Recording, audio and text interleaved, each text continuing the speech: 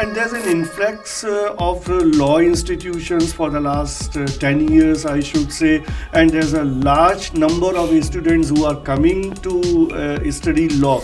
So, do you feel that that kind of scope is there in the industry? So many hundreds of students are absorbed in the profession, and then how you find the scenario in the years to come? You are touching a very difficult area. I'll tell you, that's what we were talking about. Everybody says mushrooming of law colleges is creating a serious problem. It is, yes, it is a problem. We have to regulate. Now this year I think we have enrolled around 10,000 lawyers in Delhi. Now how do we cater them? How do we regulate them? How do we provide them?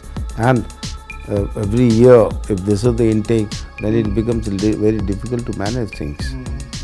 But this is an area where the BCI has to, Bar Council of India has to take some decisions and work out. Talking about judiciary, and everybody understands, whosoever understands the constitution of this country, that judiciary plays a very pivotal role in the whole of the system of governance, in the whole mechanism, the whole system that we have in our country. So, but then the people's perception is there that the justice is hardly available to the common people.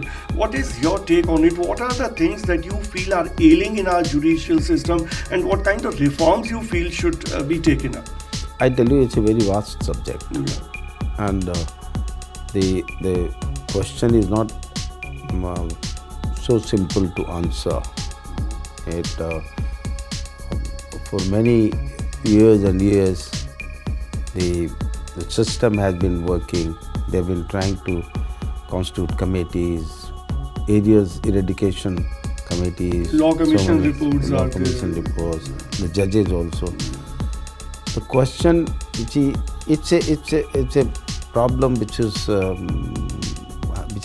many dimensions, and somewhere I tell you, unless the government exclusively focuses on it.